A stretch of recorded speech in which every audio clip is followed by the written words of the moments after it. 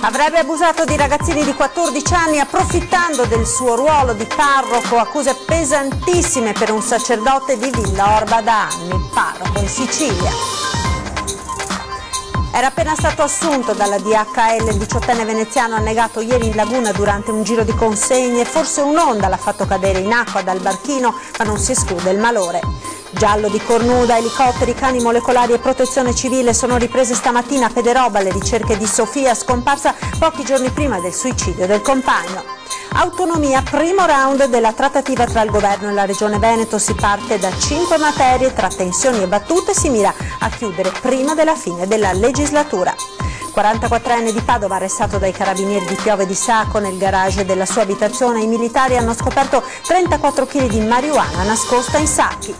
A Briana di Noale non è possibile morire in pace, in cimitero da tempo non c'è più posto, una signora commenta, voglio essere sepolta qui e mi scavo una buca nell'orto.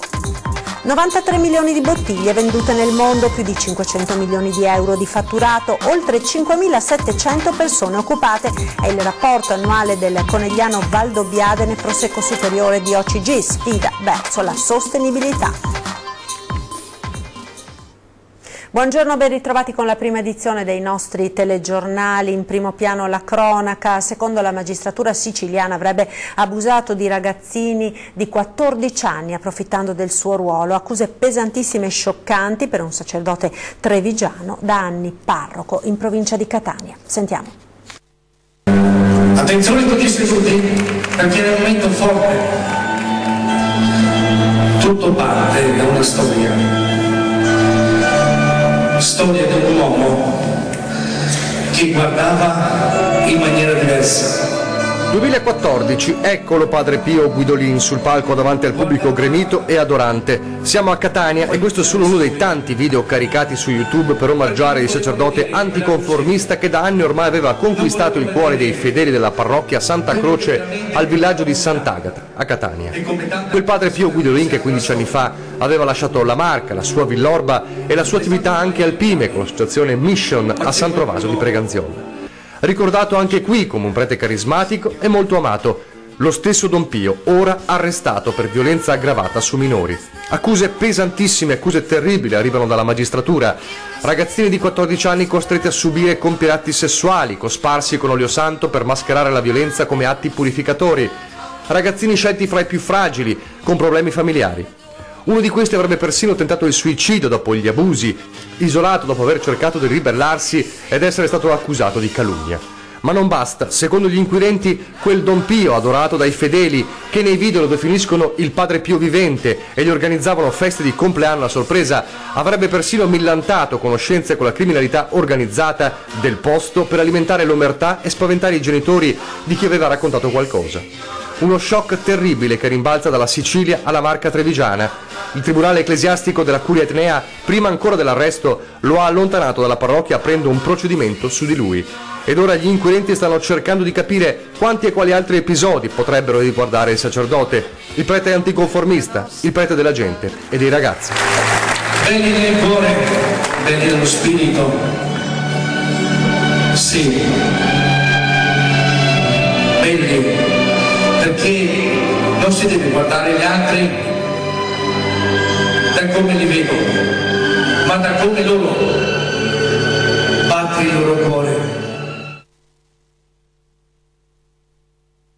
Preliminari non ha ancora sciolto la riserva sulla custodia in carcere del bellunese di circa 30 anni accusato di violenza sessuale su un ragazzo di 14 anni. Il suo legale ha depositato alcuni certificati che attesterebbero che l'uomo ha problemi di salute. Intanto i carabinieri stanno esaminando telefono e computer del trentenne sequestrati al momento dell'arresto e dalla rubrica sarebbero emersi i nomi di altri ragazzini, una decina, persino di 16 anni e 13 anni, incontrati nei giardinetti o in locali pubblici. La cautela degli inquirenti è altissima dal momento che sarebbero già stati sentiti alcuni di essi e di loro genitori, che però hanno dichiarato di non essere a conoscenza dei presunti abusi. L'uomo, un libero professionista con impieghi precari, ha rigettato ogni accusa. La cronaca aveva iniziato a lavorare da pochi giorni come corriere e proprio sull'imbarcazione ha perso la vita un 18enne di Castello a Venezia. Sentiamo. L'imbarcazione del Corriere DHL, per cui il 18enne Fabio Gasparini aveva iniziato a lavorare lo scorso 23 novembre, è stata vista roteare su se stessa, senza controllo, con il motore ancora acceso. Un tragico incidente avvenuto venerdì pomeriggio, poco prima delle 16 a Saccasessola, e che ha portato alla morte il giovane di Castello, trovato in acqua privo di vita.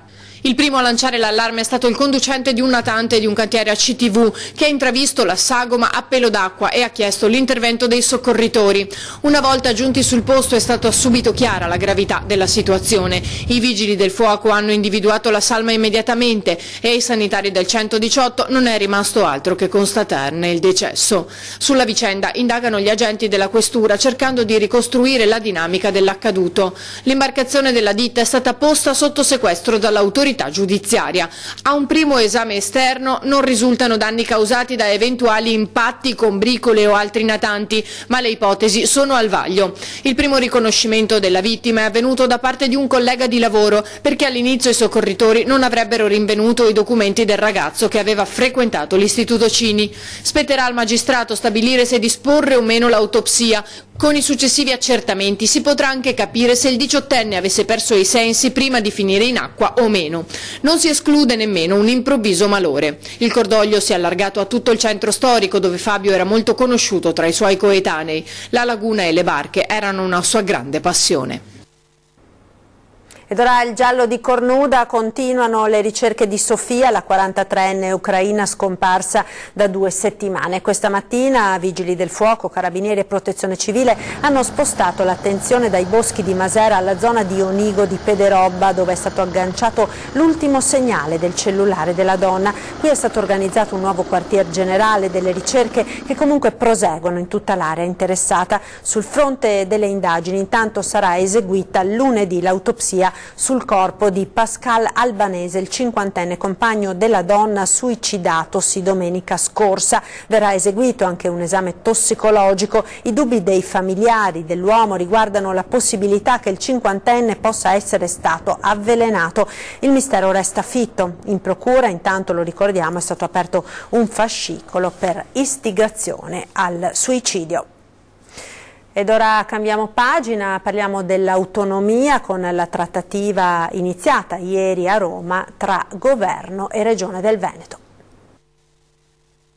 Il sottosegretario Brezza ha il merito di essere il padre putativo del comma 3 del 116. Io ho il merito di averglielo fatto applicare. Buon lavoro. Come battuta è buona, vediamo poi i risultati. Tra tensioni dentro l'aula e battute e siparietti all'uscita si è giocato il primo round della trattativa Veneto-Roma sull'autonomia della regione. Una partenza positiva all'insegna di una sola parola d'ordine: velocità. Dobbiamo essere molto veloci e avere disponibilità da entrambe le parti, ma penso che insomma già avere l'obiettivo di una intesa quadro o una preintesa quadro, definiamola così, prima delle elezioni, vuol dire alla volta dei primi di gennaio, sarebbe già un bell'obiettivo. Il primo passo della roadmap, la definizione delle materie oggetto della trattativa. Intanto le 3 che sono già state definite: ambiente, scuola e lavoro. Adesso stiamo attendendo la formalizzazione delle altre, l'ha già fatto per quanto riguarda la sanità, e vediamo poi quali sono le priorità.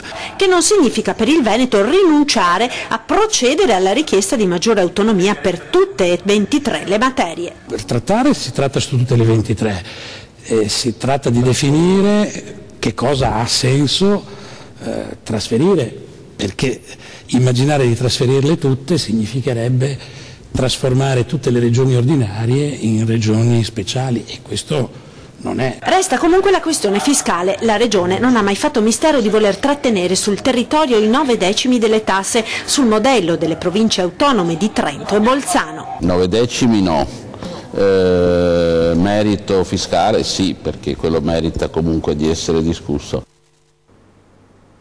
La cronaca da Padova: un carabiniere è rimasto ferito dopo essere stato travolto da un'auto in fuga. Il conducente della vettura è stato arrestato. Fortunatamente è riportato solo alcune contusioni, un carabiniere colpito da un'auto ripartita a tutta velocità dopo essere stata fermata al termine di un inseguimento in zona Guizza a Padova. I carabinieri, approfittando di alcune incertezze dei fuggitivi definiti spregiudicati e pericolosi, erano riusciti ad affiancare la Golf e a tirar fuori il passeggero all'altezza di Piazzale Cuoco. L'autista però con un gesto repentino è ripartito colpendo uno dei militari ed è poi stato arrestato per resistenza a pubblico ufficiale. E restiamo a Padova perché un 44enne è stato arrestato dai carabinieri di Piove di Sacco. Nel garage della sua abitazione i militari hanno scoperto 34 kg di marijuana nascosta in dei sacchi. Ma sentiamo tutti gli aggiornamenti in diretta al telefono da Guido Barbato. Pronto Guido? Buongiorno Marta, buongiorno a tutti. Proprio così, i 34 kg di marijuana purissima, se possiamo definirla così, erano confezionati in altrettanti sacchi neri sigillati del peso quindi di 1 chilo ciascuno, e questo pregiudicato di 44 anni, Vittorio Frescura, pregiudicato per reati contro la persona, non con precedenti quindi legati alla droga, li teneva nel garage di casa sua a Tombelle di Saonara, siamo nella cintura urbana di Padova. Gli uomini del radiomobile dei carabinieri di Piove di Sacco e della stazione di Legnano ci sono arrivati interrogando spacciatori e tossicodipendenti, e giovedì pomeriggio hanno fermato Frescura, che vive ancora insieme ai genitori all'oscuro di tutto, e i 34 sacchi erano appunto contenuti in 2 scatoloni, in particolare un po' interessante, con scritte in spagnolo.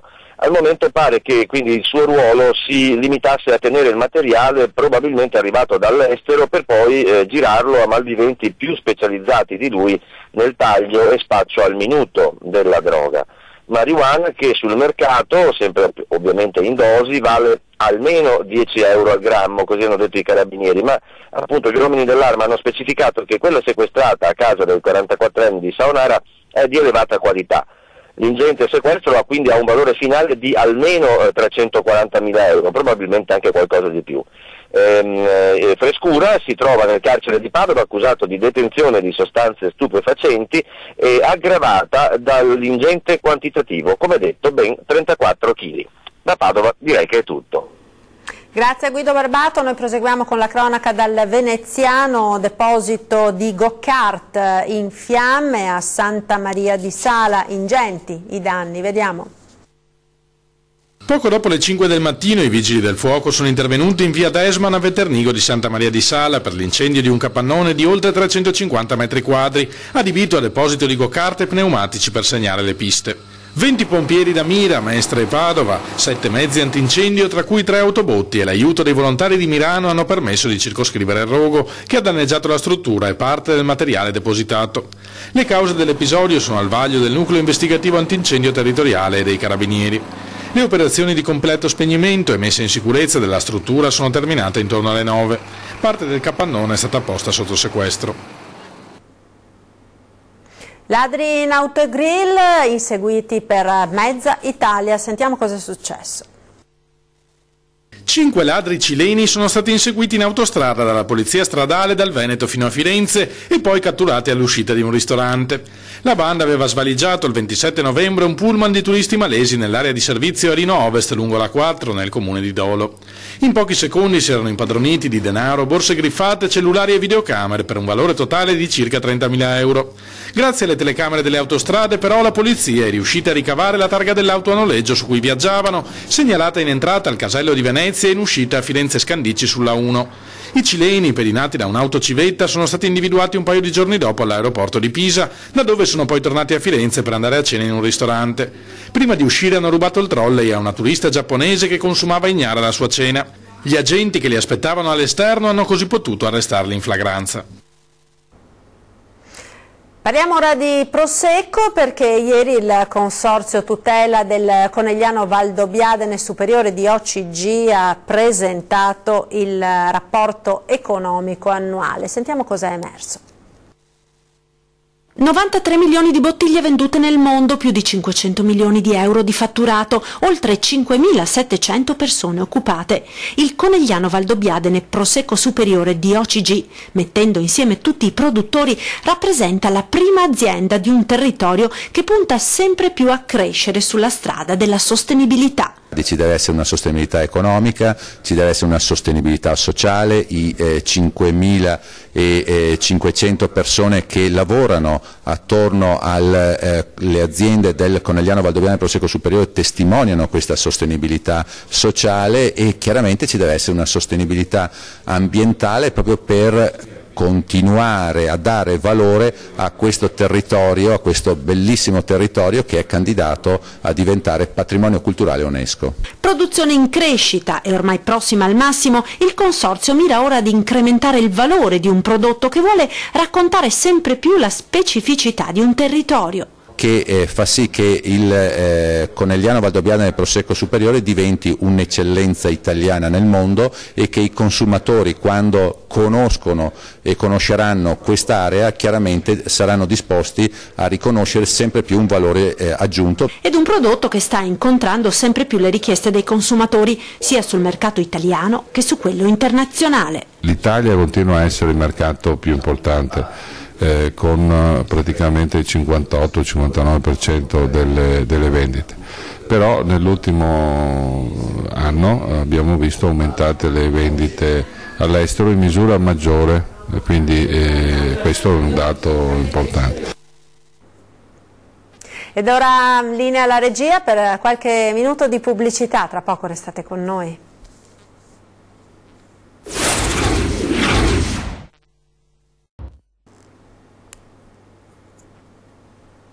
Rieccoci in diretta con la prima edizione dei nostri telegiornali. Parliamo ora della sicurezza, delle nuove normative, della sicurezza per le manifestazioni pubbliche. Una falsa emergenza, secondo il sindaco di Scorzè, Giovan Battista Mestriner, che si scaglia contro le nuove regole che dice rischiano di distruggere la vita delle comunità. Sentiamo.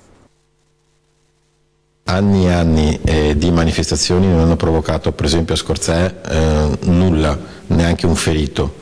Stiamo investendo e spendendo una marea di soldi per un problema che non è mai esistito. Le nuove misure varate dal Ministero dell'Interno in materia di sicurezza per le manifestazioni pubbliche rischiano di scrivere la parola fine a moltissimi appuntamenti di popolo, soprattutto nei piccoli comuni, dove i costi obbligatori delle nuove dotazioni di sicurezza ricadono sui bilanci dei municipi e su quelli degli organizzatori.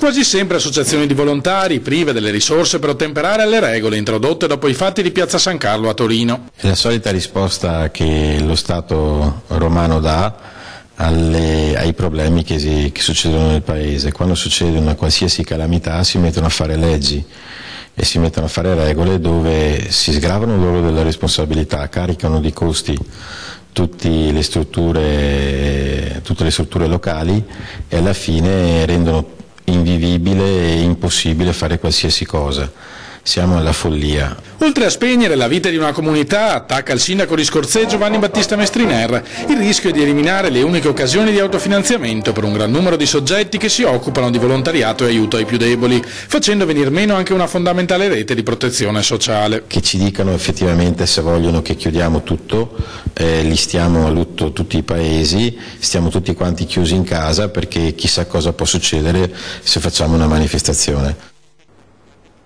Ed ora andiamo a Briana di Noale. Nel cimitero della frazione non c'è più posto e c'è chi, pur di non lasciare il paese nel quale è nato, pensa di scavarsi la fossa nell'orto. Sentiamo.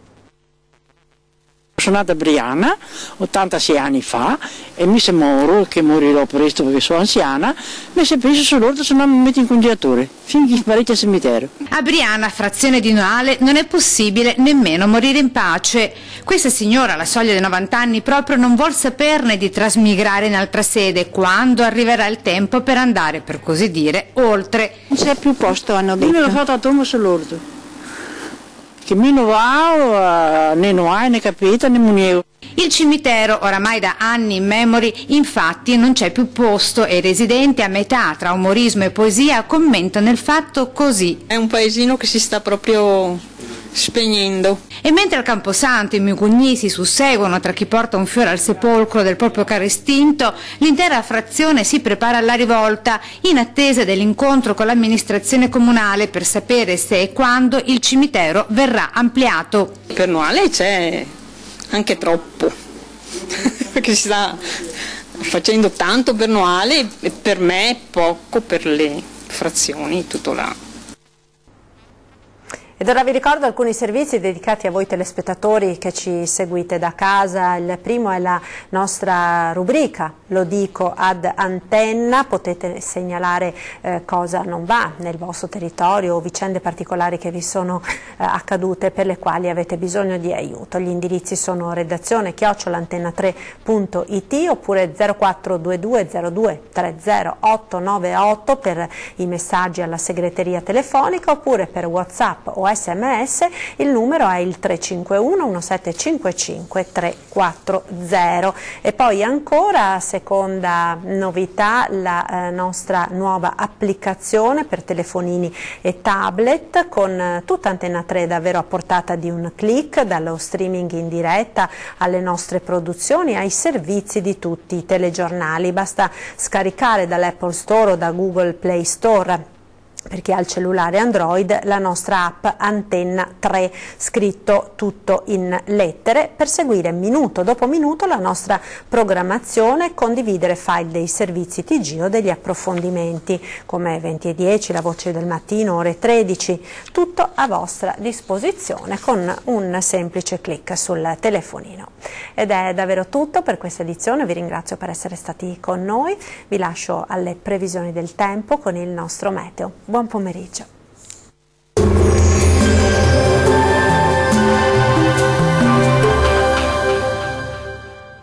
Sarà un bel sabato di sole sulle nostre regioni. Vediamo il dettaglio. Sul Veneto la pressione è in aumento sulla nostra regione, una maggiore nuvolosità interesserà il Veronese, altrove il cielo si presenterà poco o parzialmente nuvoloso.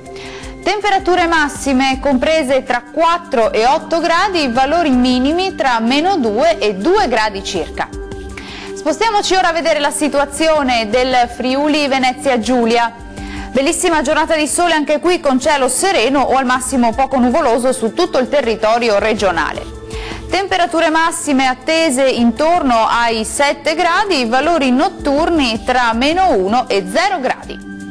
Concludiamo con uno sguardo al Trentino Alto Adige. Pressione in aumento, il sole splenderà in un cielo poco o parzialmente nuvoloso. Temperature fredde, le massime saranno infatti comprese tra 4 e 5 gradi, minime tra -3 e 0 gradi. Il mare sarà molto mosso, localmente mosso nel Golfo di Trieste, i venti forti dal nord-est. Dal meteo è tutto, arrivederci!